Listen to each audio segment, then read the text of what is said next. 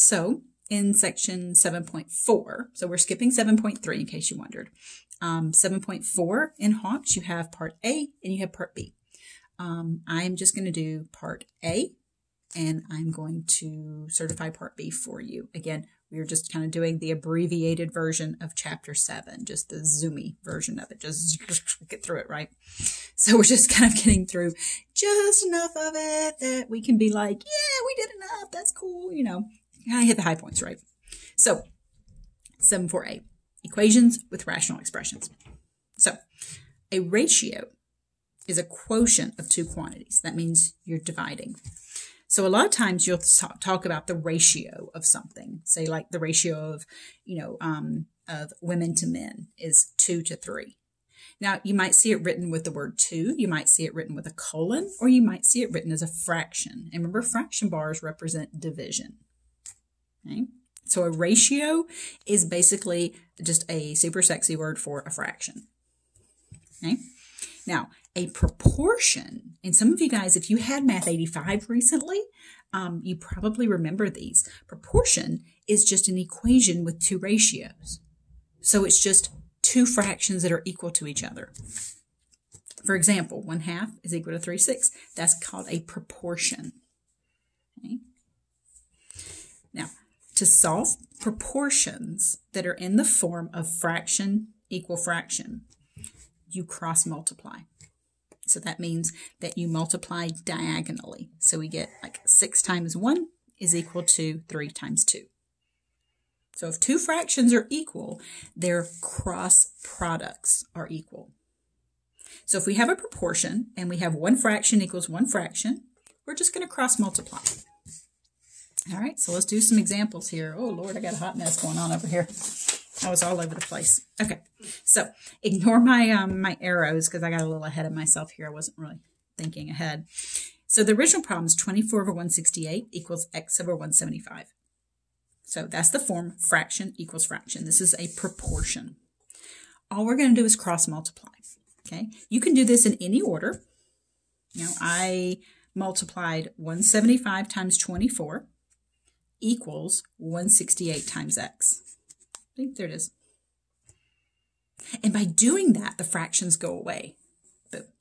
So you grab the calculator, you do 24 times 175, we get 4,200.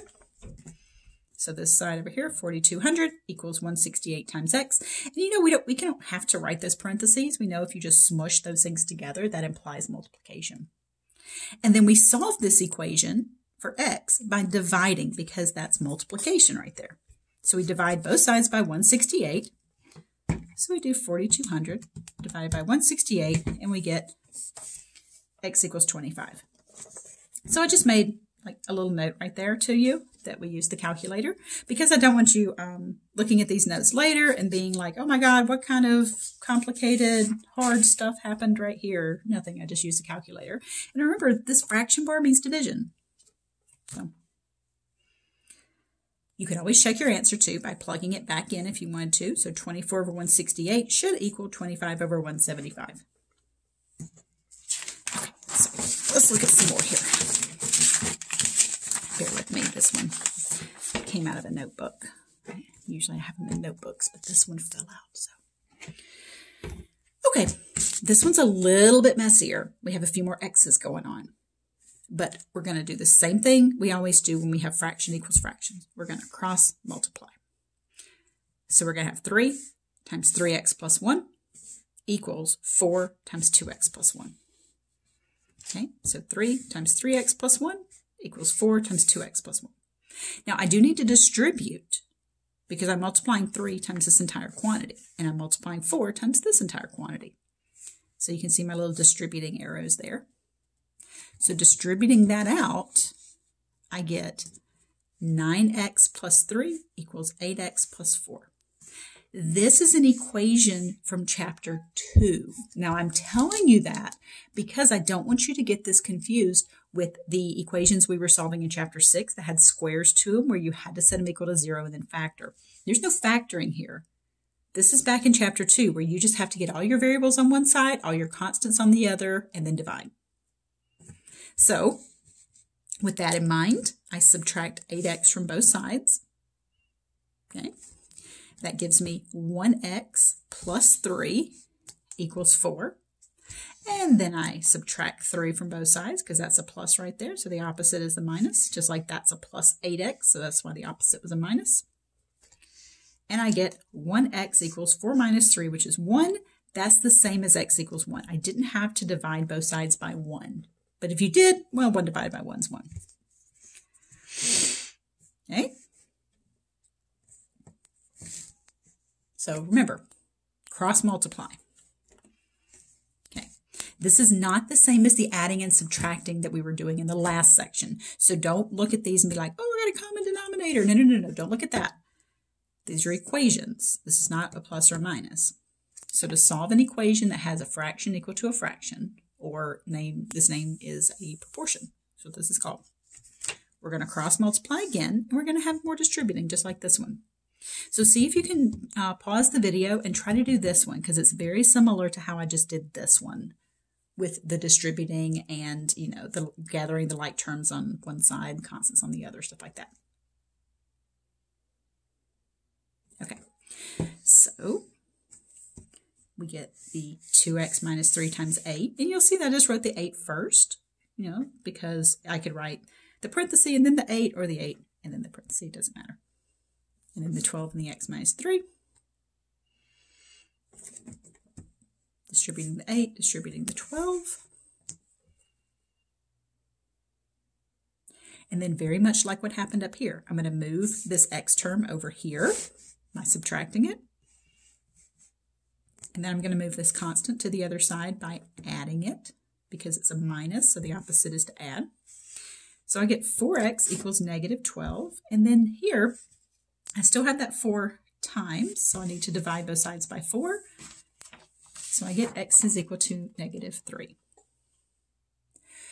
Again, we could talk about the restrictions, just like we did back in 7.1, where we say, okay, well, for this one, x can't be 3, x can't be 3 halves, by setting these individually equal to 0.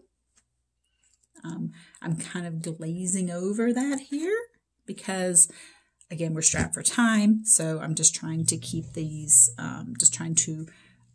abbreviate this lesson as much as I can, because we're running short on time and we need to do 3 sections this week.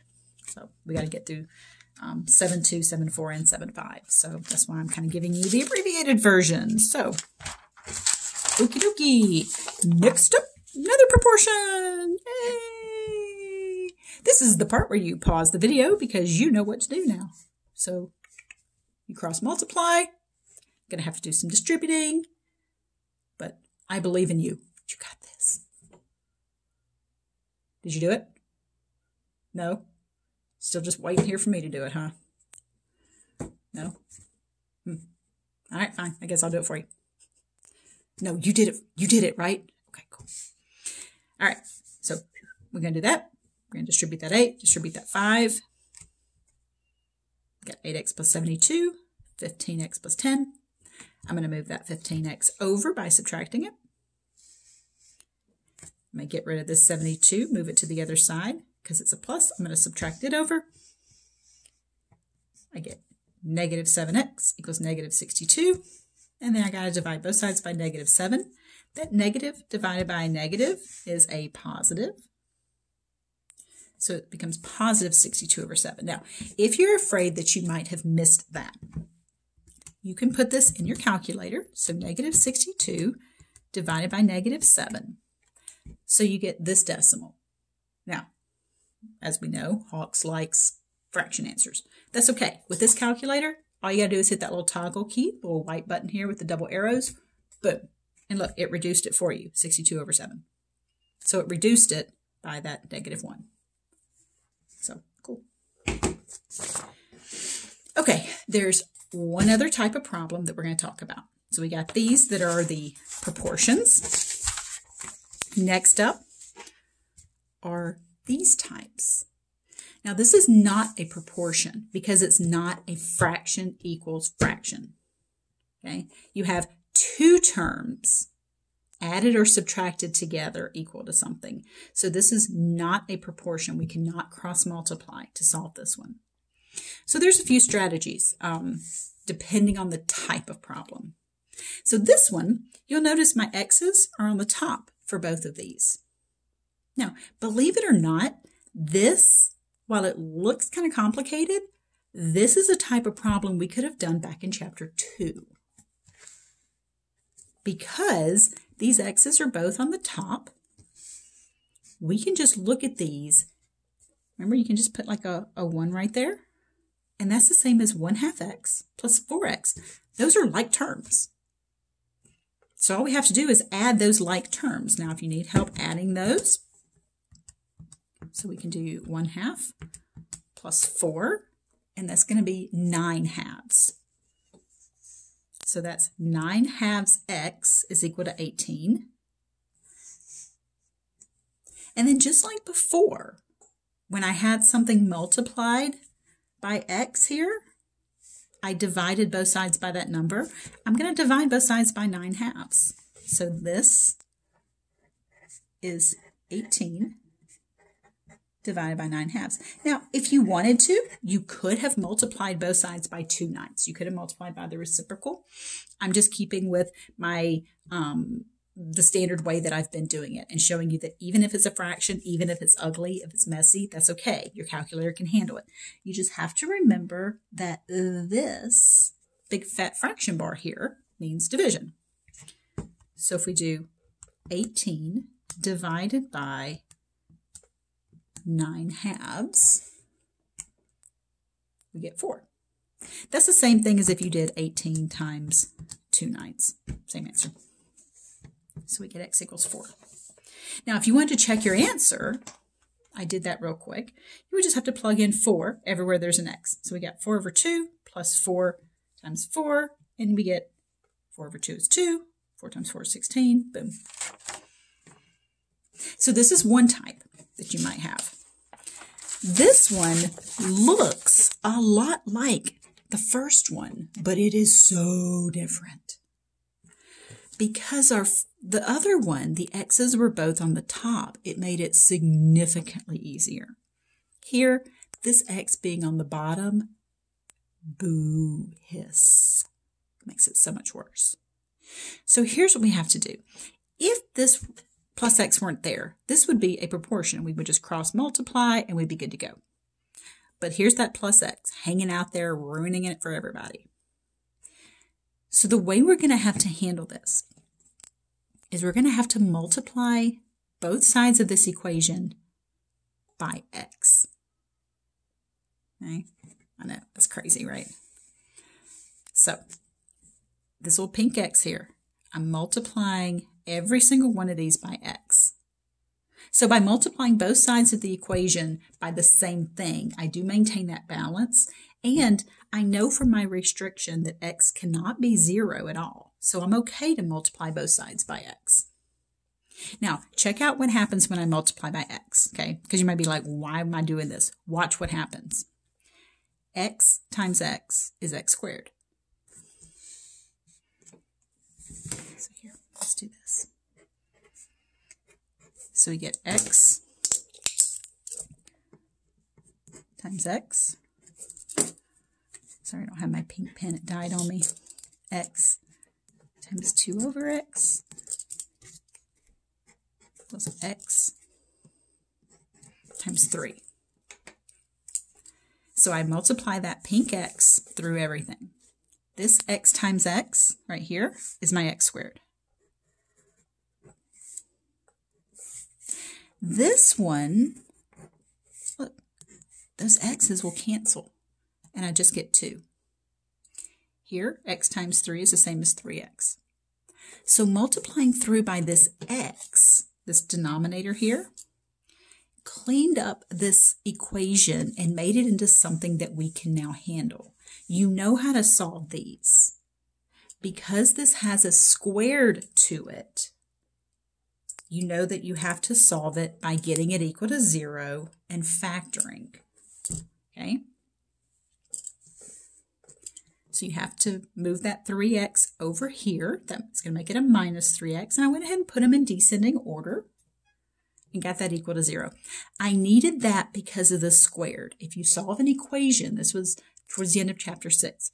When you solve an equation that has a squared to it, you have to get it equal to 0 and factor it. Okay? So you got to get this equal to 0 and factor it.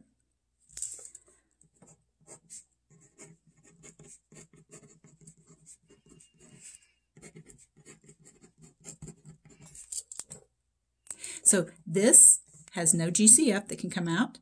It's a trinomial. It has a equals 1, so it's a trial and error. So I factored that by trial and error.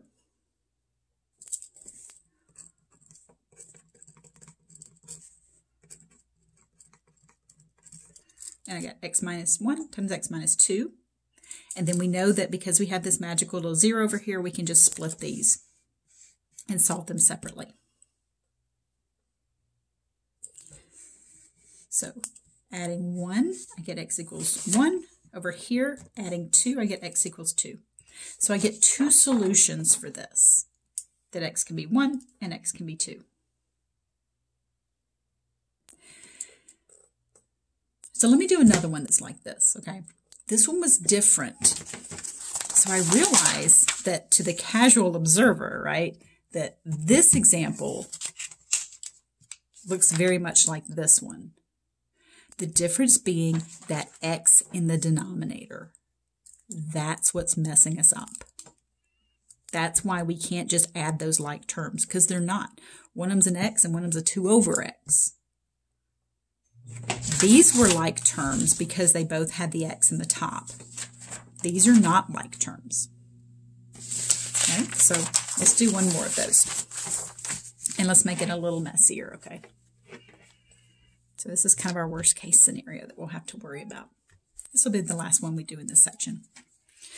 All right, so with the last one, I had to multiply through by x. That's because x was my least common multiple of the denominators. This one's more challenging because I have more denominators. So here's what I need. I need to find the least common multiple of the denominators. Now, this was the stuff that we did. Oh, Lord, where was this? This was like one of the first sections, like way back in chapter 1, I think. So that's like long gone out of your memory, right? The least common multiple of 4 and 8 is 8. And then that least common multiple of x and x would just be x. That would be the highest power. So 8x is my least common multiple. So that's what I'm going to multiply every one of these terms by. In the last example, it was so easy because all I had was one denominator, so the least common multiple was obviously that one thing. But when you have multiple denominators, you have to find that least common multiple of them and then multiply through by it. So I went ahead and wrote out all the gray details here of distributing that 8x. So 8x times 3 over x plus 8x times 1/8 equals 8x times 13 over 4x. So that we can then see what's going to cancel. So let me grab a pencil so that I can cancel this stuff kind of lightly. All right, that x right there is going to cancel with that x. That 8 will cancel with that 8. That x will cancel that x, and that 4 will go into that 8 2 times. So this terrible looking equation, when I multiply through by 8x, becomes something much nicer. Look, the x's are gone. That's 8 times 3. So that's just 24. Plus, the 8's are gone. So I have x plus 1. That's just x. Equals, the x's are gone. The 4 went into 8 twice, so I just have 2 times 13, which is 26. Who knew that this terrible looking thing here would turn into something so pretty. Look at how nice that is to solve. I mean, seriously, that's the frog that you just, kissed and boom, became a nice linear equation. You don't need to get this equal to 0 because it's not a squared. All you have to do is move that 24 over and you get x equals 2. Just like that. So, again, this was the abbreviated version of 7.4a. This is not all of 7.4. This is just part A with the proportions and just a little bit of part B in there, some of this stuff, but it's not all of part B. Again, I'm just abbreviating these sections just so we can get through chapter 7 just a little bit quicker.